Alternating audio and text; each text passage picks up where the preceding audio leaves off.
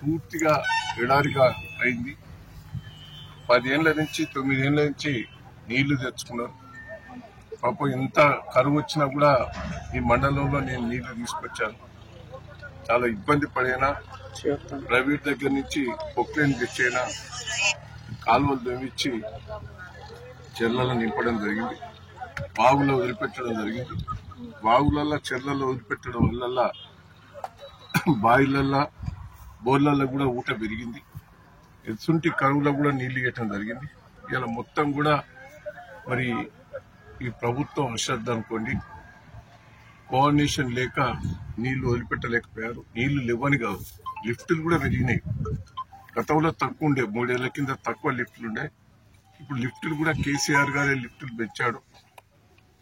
ఎక్కువ టీఎంసీలో వాటర్ వచ్చేటట్టు కూడా ఏర్పాటు కూడా చేయటం జరిగింది.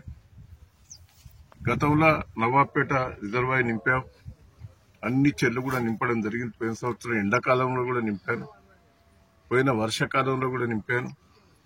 ఇప్పుడు ధర్మసాగర్లో రిజర్వాయర్లో నీళ్లున్నాయి. ఆ లిఫ్ట్ కూడా ఎవరు కోఆర్డినేషన్ చేస్తూ లేరు. నేను రిక్వెస్ట్ చేస్తున్నా, ఏదో రాజకీయం చేయాలనే ఆలోచన కాదు నాకు. పంటలు ఎండిపోతానని రైతులందరూ కూడా ఆందోళన చేస్తా అంటే వాళ్ళ ధైర్యం చెప్పేందుకని ఇక్కడికి రావడం జరిగింది. నిన్న నేను సిఈ గారితో, ఎస్సీ గారితో, ఈఎన్సీ అధికారులతో మాట్లాడినా. నాకు 2-3 రోజులలో నీళ్లు రాకపోతే తీవ్రంగా నేను పరిగణిస్తా. నేను అవసరమైతే సెక్రటరియట్ ముందట ధర్నా చేస్తానని కూడా చెప్పడం జరిగింది. లేదు సార్ ఇవాళ వదిలిపెడతా. మరి ఇన్ని రోజులు ఎందుకు వదిలిపెట్టలేదా?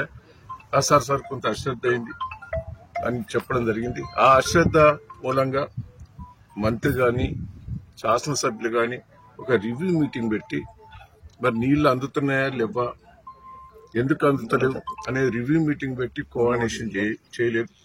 పోయినసారి నేను ప్రతి నెలకు మీటింగ్ పెట్టి జనగన్ నియోజకవర్గానికి నీళ్లు ఇచ్చేది, గన్పూర్కి ఇచ్చేది, ఇటు పాలకుర్తి నియోజకవర్గంలో కూడా అన్ని ప్రాంతాలకు నీళ్లు వస్తున్నాయా లేవా అని అధికారులను దోలి, ప్రజాప్రతినిధులను దోలి, ఆ ప్రజలు కూడా ఎప్పటికప్పుడు నాకు నీళ్లు వస్తలేవని, కొంతమంది నీళ్లు వస్తున్నాయంటే రాని వాళ్ళకి ఎట్లా చేయాలనేది ఏర్పాటు చేసి నీళ్లు పంపేయటం జరిగింది.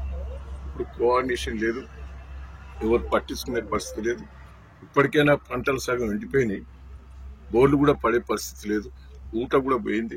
దయచేసి నేను ప్రభుత్వాన్ని రిక్వెస్ట్ చేస్తున్నా, అధికారులను రిక్వెస్ట్ చేస్తున్నా, శాసనసభ్యులు మంత్రులు దయచేసి రివ్యూ చేసి ఇవాళ ఈ రాత్రి ఇలా నీళ్లు వదిలిపెట్టాలి. వదిలిపెట్టి 2-3 రోజుల లోపల సగం అయితే ఎండిపోయినాయి, మిగతా వాటినైనా ఎండిపోకుండా కాపాడి రైతులకు భరోసా ఇవ్వాలి. రెండవది, పాపం ఒక్కొక్కరు ఇప్పుడు 50,000 పెట్టుబడి పెట్టారు. ఒక బోర్ వేస్తే 2-3 లక్షలు అయినాయి. నేను రిక్వెస్ట్ చేస్తున్నా, మినిమం ఒక 20,000 అన్న పంట నష్టం ఇవ్వండి. పాపం ఎండిపోయిన వాళ్ళకి. అది ప్రభుత్వ లోపం కాబట్టి, వాళ్ళ లోపం కాదు. 9 ఏళ్ల బట్టి 8 ఏళ్ల బట్టి వరుసగా పంటలు పడుతున్నాయి. ఆశతోటి ప్రతిసారి 4 ఎకరాలు వేసేది, ఇవాళ 2 ఎకరాలు వేసేది. ఆ 2 ఎకరాలు కూడా ఎండిపోయింది. దయచేసి ప్రతి వాళ్ళకి 50,000 ఇవ్వంటలేవు, బోర్ల పైసలు 1,00,000 రూపాయలు ఇవ్వంటలేవు. మినిమం ఎకరాన 20,000 నష్టపరిహారం ఇచ్చేటట్టు చేయాలనేది ప్రభుత్వాన్ని, మంత్రులను, ముఖ్యమంత్రి, శాసనసభ్యులను డిమాండ్ చేస్తున్నా. ఇంకా తతిమలన్నా ఎండిపోకుండా ఇలా రాత్రి నీళ్లు ఇవ్వవలసిందిగా ప్రభుత్వాన్ని గురించి మాట్లాడుకోవడం కోసం అందరం వచ్చినాము.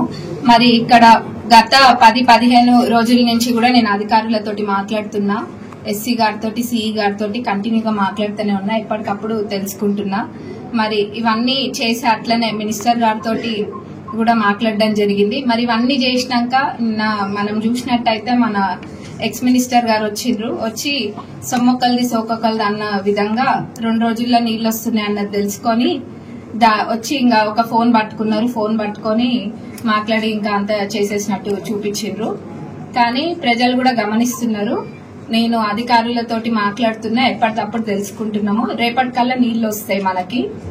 ఇదే కాదు, మరి అంత ప్రేమ ఉంటే ఎక్స్ మినిస్టర్ గారికి మరి గతంలో చేయాల్సినవన్నీ చేసేది ఉండే.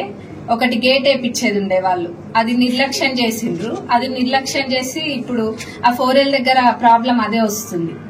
మరి ఇవన్నీ కూడా నిర్లక్ష్యం చేసి ఇప్పుడేదో వచ్చి గతంలో లేని ప్రేమ అంతా కూడా ఇప్పుడే చూపిస్తున్నారు మరి రైతన్నల మీద.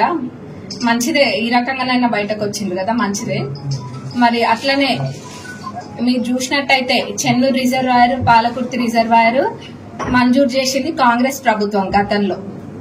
ఆ మంజూరు చేసింది కూడా గత 10 సంవత్సరాలలో కూడా దాన్ని పూర్తి చేయని పరిస్థితి. అప్పుడు అంత ప్రేమ ఉంటే మరి ఆ 10 సంవత్సరాలలో దాన్ని పూర్తి చేసి ఉంటే చాలా బాగుండేది, రైతులకు కూడా చాలా లాభం జరిగేది దాని ద్వారా. ఆనాడు రాష్ట్రాన్ని సస్యశ్యామలం చేయాలన్న ఉద్దేశంతో దేవాదుల ప్రాజెక్టుని ప్రారంభించింది కాంగ్రెస్ ప్రభుత్వం. మరి దాని ద్వారా ఈ నియోజకవర్గంలోని రైతులకు కూడా అందరికీ సాగునీరు అందింది. అది కూడా గమనియాలి. రైతులని కాపాడుకునే ప్రభుత్వమే కాంగ్రెస్ ప్రభుత్వము. మరి ఏదో అధికారులతో మాట్లాడనట్టు లేకపోతే ఇంకేం పట్టించుకొని విధంగా ప్రచారాలు ఆపితే బాగుంటది. ఇవన్నీ మానేసి మనం ప్రజలకు ఏ రకంగా ఉపయోగపడాలో ఆలోచించుకోవాలి. మరి ఎప్పుడు అయినా గానీ కాంగ్రెస్ ప్రభుత్వము రైతన్నలకి అండగా ఉంటది. మరి నీళ్లు కూడా నేను చెప్పిన విధంగా రేపు వస్తున్నాయి. మరి టెంపరీ సొల్యూషన్సే కాదు, పర్మనెంట్ గా ఏ విధంగా అయితే మా నియోజకవర్గంలో, మా పాలకుర్తి నియోజకవర్గంలో ఏ విధంగా చేస్తే పర్మనెంట్ సొల్యూషన్ అనేది ఉంటుందో అవన్నీ కూడా నేను అధికారులతో మాట్లాడుతున్నా. మీరు చూసినట్టయితే త్వరలోనే ఏదో ఒకటి వచ్చే ఎండాకాలం కల్లా కూడా అసలు ఇవేమి ఉండవు. పర్మనెంట్ సొల్యూషన్ అనేది తప్పకుండా అది రెస్పాన్సిబిలిటీ నాది, నేను అది తప్పకుండా చేసి తీరుతా అని కూడా మా పాలకుర్తి ప్రజలందరికీ చెప్తున్నా. మరి దేవరుప్పల వాళ్ళందరూ కూడా రైతన్నలకి వాళ్ళకి అండగా ఉంటామని కూడా నేను దీని ద్వారా చెప్తున్నా. ఏమైనా నీళ్లు సమస్యలు అవన్నీ రేపు ఖచ్చితంగా నీళ్లు వస్తాయి. మరి క్షమించాలని కూడా రైతన్నలందరినీ కోరుతున్నా. అది మన తప్పు కాకపోయినా వాళ్ళందరి రెస్పాన్సిబిలిటీ కూడా